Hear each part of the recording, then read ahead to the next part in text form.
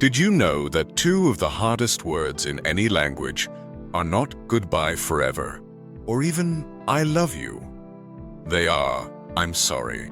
It's almost laughable how something so short, so seemingly simple, can lodge itself in our throats like a stone. And yet, these two words have the power to break wars, heal betrayals, soften hardened hearts, and bring light into the darkest chapters of our relationships.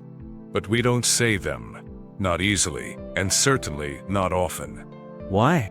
Why is it that when we hurt someone, knowingly or unknowingly, our first instinct is often to defend, deny, or disappear? Why do so many of us carry the burden of guilt for years, choosing silence over reconciliation, pride over peace?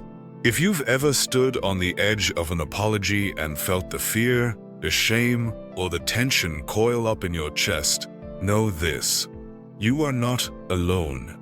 This is not a flaw unique to you. It's a thread woven into the human condition. In this video, we don't just skim the surface. We dive deep, very deep, into the psychology, philosophy, and ancient wisdom behind the struggle.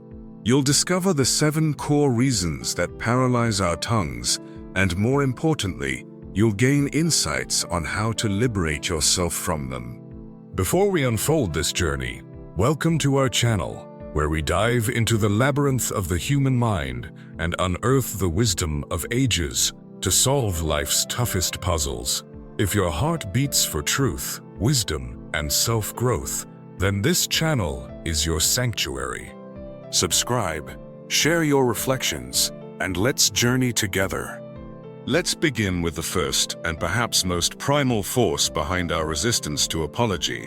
1. The fear of losing pride and dignity. We live in a world where showing strength is often equated with never backing down. From childhood, many of us were taught to win, to stand tall, to never let anyone see us break. Apologizing feels like surrendering that strength, doesn't it? Like bending a knee in a battlefield, even when we know we've struck the first blow. But here's the paradox. Apologizing is not a loss of pride, it's the refinement of it. Think about it. When someone wrongs you and genuinely apologizes, do you see them as weak? Or do you admire their courage? Chances are, it's the latter, because it takes real strength to say, I was wrong. The Stoics had a term, proheresis, the power to choose your response regardless of the external world. Epictetus taught that while we cannot control what happens to us, we can always control how we respond. Pride isn't about never being wrong. It's about having the backbone to admit it and the heart to repair what's broken. Let me ask you this. What's more dignified?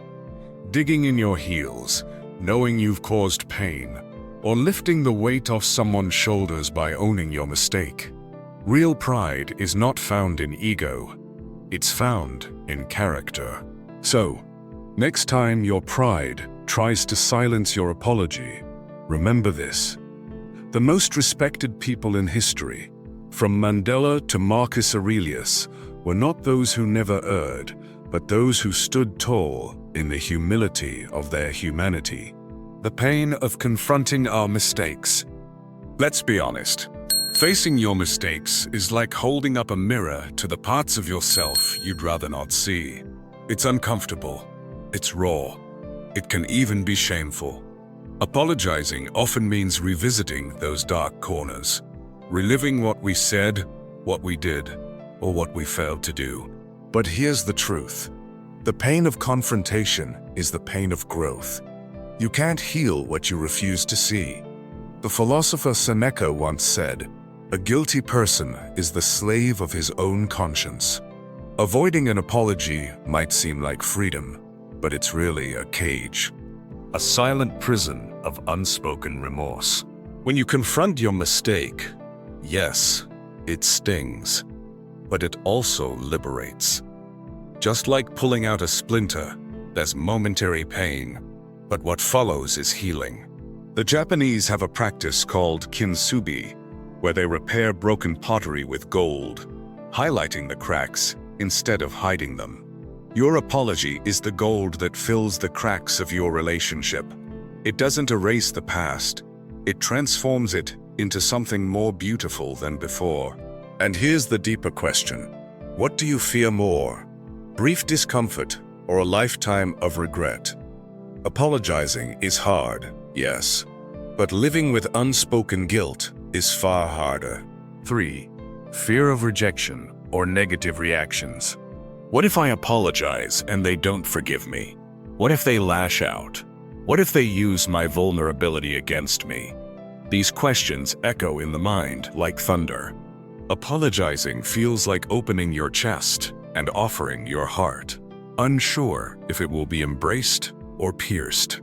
That fear is real, and it's valid. We all long for acceptance and dread rejection. Our brains are wired for social belonging. It's primal. But here's the revelation. You're not apologizing to control their reaction. You're apologizing to free yourself. You're planting a seed. What they do with it is not your responsibility. In ancient African tradition, elders would gather in circles to resolve conflicts through dialogue. The offender would speak, not to demand forgiveness, but to cleanse their spirit. Sometimes the offended would forgive, sometimes they wouldn't. But the act itself restored balance. You don't apologize to manipulate the outcome. You do it to stand in integrity. Because even if your apology isn't accepted, you've done your part. You've turned the page in your own story. Let this settle in. Rejection of your apology does not define your worth. It defines their capacity to receive. But you're already moving forward. 4. Lack of self-awareness. Ever had someone hurt you deeply and then act like nothing happened? Infuriating, right? But here's the twist. We've all been that person. At some point, we've all lacked the self-awareness to see the damage we caused. It's not always malice. Sometimes it's blindness. A misstep we didn't notice. A tone we didn't realize was sharp. A boundary we didn't know we crossed. Without self-awareness, we can't apologize because we don't even know what we did wrong. The Greek aphorism, "Know thyself," was carved into the temple of Apollo. It's not just ancient graffiti, it's the foundation of all wisdom. Socrates believed the key to living well was relentless self-examination. Without it, we stumble through life, hurting others and justifying ourselves. So how do we grow self-awareness? Reflection, honest feedback, stillness. Ask yourself, how did my words land? What did their silence mean? Why did that moment feel tense? The more you practice awareness, the more clearly you'll see when you've caused pain. And when you see it, don't shrink. Don't defend. Don't run. Just apologize. Because awareness without action is vanity. But awareness followed by an apology, that's evolution. 5 overwhelming emotions and ego. Ever tried to apologize while still angry? Or while your ego is shouting, "Don't you dare admit fault." That's like trying to light a candle in a hurricane. Our emotions are wildfires. They flare up, consume logic, and leave us with ash. The ego, it whispers lies. You'll look weak. They'll take advantage. You're right. They're wrong. And so we hold back. Not because we're heartless, but because we're hijacked by our own storms. The Stoics called this apatheia, not emotionlessness, but freedom from being controlled by emotion. The key isn't to suppress your feelings, it's to master them. Ask yourself, who's in charge? Your higher self or your wounded ego? The ego wants to win, but your higher self wants to heal. And healing always begins with humility. There's a sacred power in pausing, in breathing, in saying, "I'm angry, but I choose grace." That moment when you override emotion with wisdom, That's where transformation happens. And let's be real. Apologizing doesn't diminish you. It refines you. It burns away the ego's armor and reveals the soul beneath. That's not weakness. That's power. 6. Cultural and social conditioning. Some of us were raised in homes where saying, "I'm sorry," was seen as defeat, where adults never apologized to children, where silence replaced accountability, where strength meant never backing down. Our culture teaches us myths. Real men don't apologize. Apologies are for the weak. If you say sorry, you lose respect. These beliefs sink into our bones. But they are just that, beliefs, not truths. In many indigenous traditions, apologies are part of communal healing. In Maori culture, the Wakanoa ritual is used to cleanse the emotional space between people. In these societies, an apology isn't shameful, it's sacred. You don't have to be a prisoner of your upbringing. You can rewrite the script. You can be the generation that normalizes accountability, that sees apology not as an admission of failure, but as a bridge to connection. So, ask yourself, is your resistance to apologizing truly yours, or did you inherit it? And if you could unlearn it, who could you become?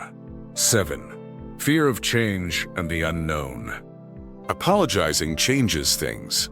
It can shift power dynamics. It can alter relationships. It can force you to see yourself differently.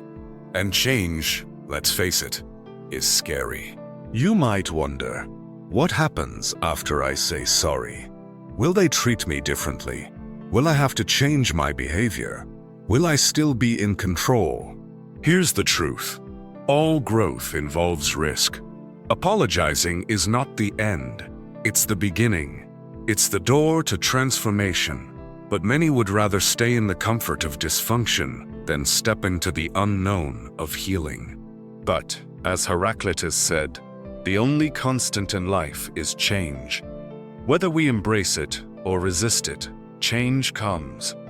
Apologizing is how we guide that change with wisdom instead of fear. Think of it this way. Every apology is a turning point, a choice to evolve, a chance to repair. And yes, it's uncomfortable, but comfort zones never created legends. They created regret. Closing thoughts. So, why do we struggle to apologize? Because we're human. Because we're scared. Because we've been hurt. Because we've been taught not to. But also, because we haven't yet seen how powerful an apology can be. An apology doesn't make you less. It makes you more aware, more courageous, more connected. The next time your heart tugs at you to apologize, don't silence it. Listen, lean in, and remember, saying "I'm sorry" might not change the past, but it has the power to change everything that comes next. Don't wait. Don't rationalize. Don't let pride steal another moment. Say the words. Set yourself free. And if this message stirred something in you, share it. You never know who's waiting for a sign, a nudge, a reminder that it's okay to say, "I was wrong. I'm sorry."